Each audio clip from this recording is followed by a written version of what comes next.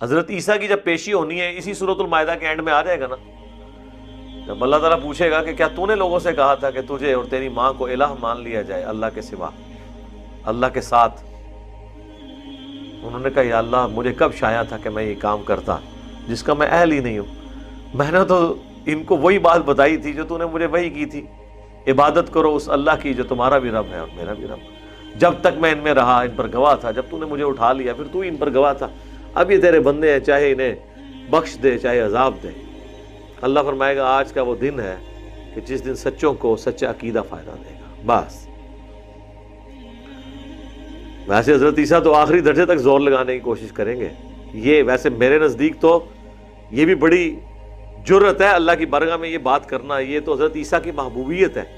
کہ وہ اللہ کو مشورہ دے رہے ہیں کہ یا اللہ تیرے بندے ہیں، چاہے تو انہیں بخش دے چاہے۔ حضرت عیسیٰ کو نہیں پتا کہ بخشش ہو سکتی ہے مشرک کی؟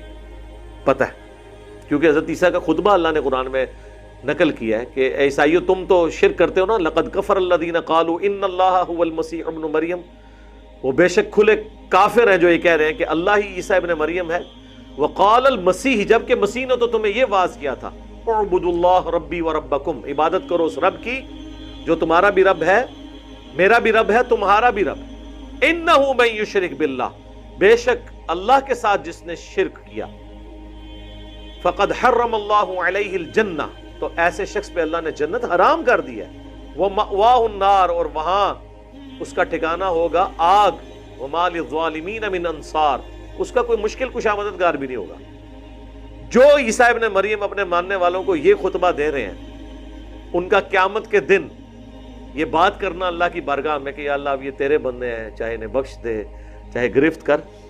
یہ ان کی محبوبیت ہے اللہ کے ساتھ، تو یہ بات کر سک رہے ہیں، ورنہ تو یہ بات کرنے کا بھی نہیں کوئی سوچ سکتا۔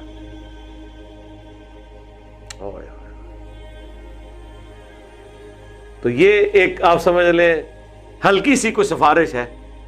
ظاہر ہے جی مشرک کے لیے یہ سفارش ہی ہے، یہ بات کر دی جائے، لیکن وہ اس آیت کا ہمیں یہ پتہ چل گیا کہ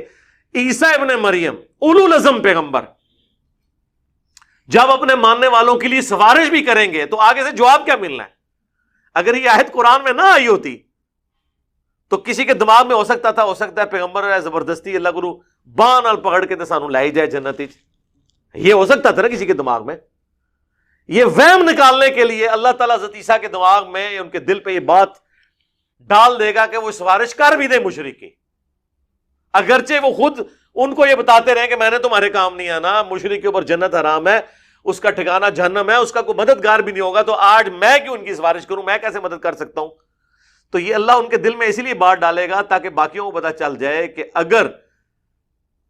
سیدنا عیسیٰ ابن مریم اپنے ماننے والوں کی بد عقیدگی پر ان کی سفارش کریں اور آگے سے سیدھا جواب یہ ملے کہ بھائی آج تو صرف سچے عقیدے کا ہی فائدہ ہوگا، اس طرح کے جن لوگوں نے برے اعمال کے اپنے کرتوت بھگتیں گے، اور اس کے باوجود کوئی شخص یہ کہے کہ جو میرے سلسلے میں بیعت ہو میں اسے جنت میں لے جاؤں گا، تو پھر ہم اسے کہہ دیں گے کہ بھائی حضرت عیسیٰ جب اپنے ماننے والوں کو جنت میں نہیں لے کے جا سکتے اپنے برے عقیدوں کے اگینسٹ، تو بابے تے شاہی کوئی نہیں۔ قرآن کا کوئی صفحہ بچتا ہے جسے بابا نہ وڑیا ہوئے۔ جب پیغمبروں کا یہ سٹیٹس ہے تو پھر بابے تو پھر کہیں پہ لا ہی نہیں کرتے، بلکہ بابوں کا تو اب ذکر بھی وہ تو شے ہی کوئی نہیں ہے۔ میں تو کہتا ہوں جو لوگ عام مسلمان ہیں ان کے مقابلے میں وہ کوئی شے نہیں ہے، کیونکہ عام مسلمان تو پھر بھی اپنی جیب سے خرچ کے دین کے اوپر لگا رہے ہیں، تو لے کے لوگوں سے کھا رہے ہیں اور پھر دین بھی غلط بتا رہے ہیں۔